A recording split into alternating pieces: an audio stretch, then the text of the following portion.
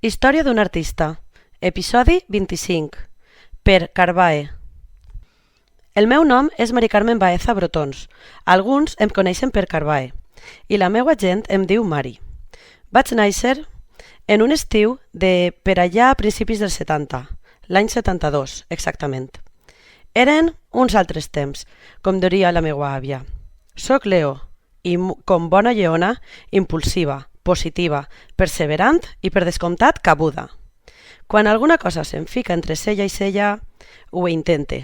I si caic, mal sé, i torne a intentar. No hi ha negociació. El camí es camina cap avant, sempre cap avant. Cap arrere ni per aprendre impuls, parafrasejant a una bona amiga.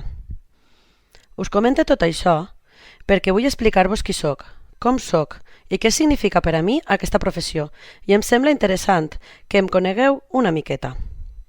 Vaig néixer en una família treballadora, en l'alacantí barri de les Carolines Baixes. Els meus pares sempre m'han inculcat l'amor per la festa, per les fogueres. Jo no recorde ni un sol juny en el qual a la meua casa no ens vestirem amb el vestit regional i baixarem a les cercaviles i a la nit a la rebel·la.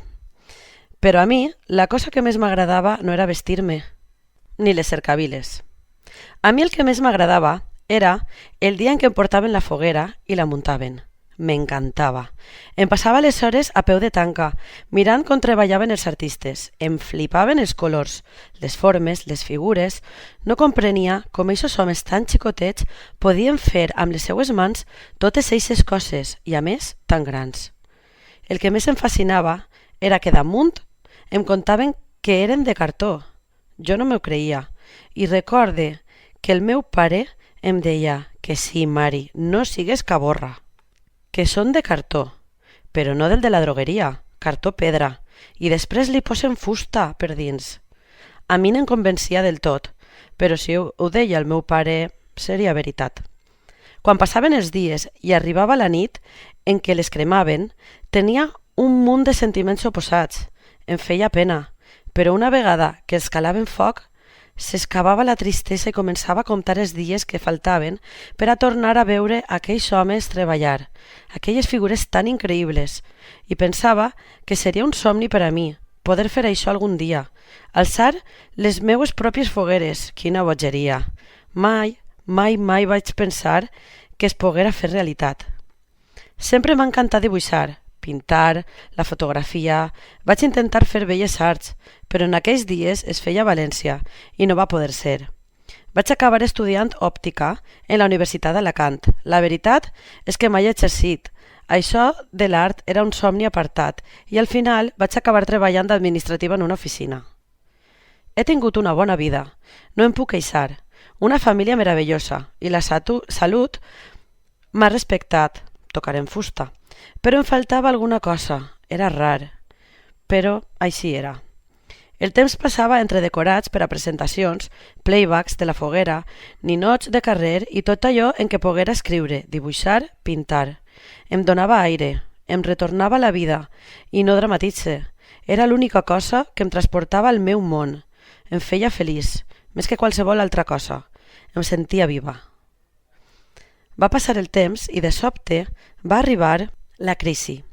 La primera de tantes. En aquest cas va ser la de la construcció.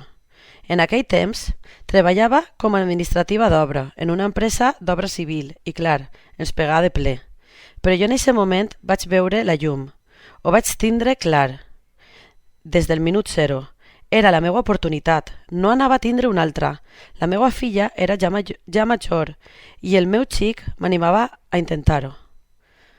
Va ser un alliberament. La veritat és que cada dia m'alce i li agraïsc a la vida aquesta oportunitat que m'ha brindat, perquè alçar-se al matí i anar-te'n a fer el que t'apassiona és un regal, i sé bé del que parle.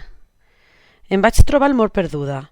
No existia cap institut ni acadèmia on poder matricular-se i aprendre l'ofici, i jo no tenia cap mena de formació. Un dia, perdent el temps en les xarxes socials, vaig veure un anunci de l'agència local. Curs d'artistes constructors de fogueres. No tenia ni idea que existia una cosa així. Em vaig tornar boja d'alegria i em vaig inscriure. A l'any següent va començar a l'IES Les Llomes, el grau superior d'artista faller i constructor d'escenografies. Em vaig matricular i em vaig atrevir. Em vaig llançar amb els ulls tancats a intentar complir un somni, alguna cosa que mai vaig pensar que arribaria. Va ser difícil. Quan vaig començar, molta gent va creure que per a mi tot això era un capritx, però mai ho ha sigut, sempre ha sigut un somni. Vaig trobar molts bastons a les meues rodes, però em van ajudar a ser més forta. Quan algú em deia «Però tu coneixes alguna dona artista de fogueres?» Jo sempre responia «Bo, perquè alguna de ser la primera m'enrabietava» i m'afirmava més en la meva decisió.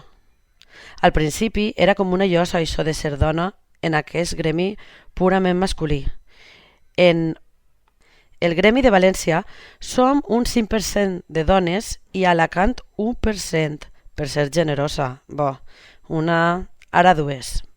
La conciliació familiar i el treball sempre és difícil, però en aquest treball més. En els pics de faena són moltes hores de taller, la teua família està a casa i moltes vegades es fa difícil. Necessites l'ajuda de la teua família i jo tinc la més meravellosa del món. Sense ells, impossible. Amb els meus companys del gremi, al principi va ser rar, però ara em sento una més. I per la resta, el meu gènere a vegades et lleva alguna cosa, altres vegades te la dona. Des d'aquestes línies anime a totes aquelles dones que ho han estat pensant, que s'animen, que ho intenten. És difícil, però no existeixen les coses fàcils. Anime. La història l'escriuen els valents. Tant de bo, el futur està ple de color i la màgia de les fogueres de Sant Joan. Inunden de nou els carrers i nosaltres, els artistes i les artistes de fogueres, ens passem els dies sencers en el taller, treballant com a bojos, perquè no ens ensampe el bou. I que el març vinent, quan arriben la planta, tornen a ver xiquetes a peu de tanca, amb els ulls molt oberts, somrient i somiant en ser artistes.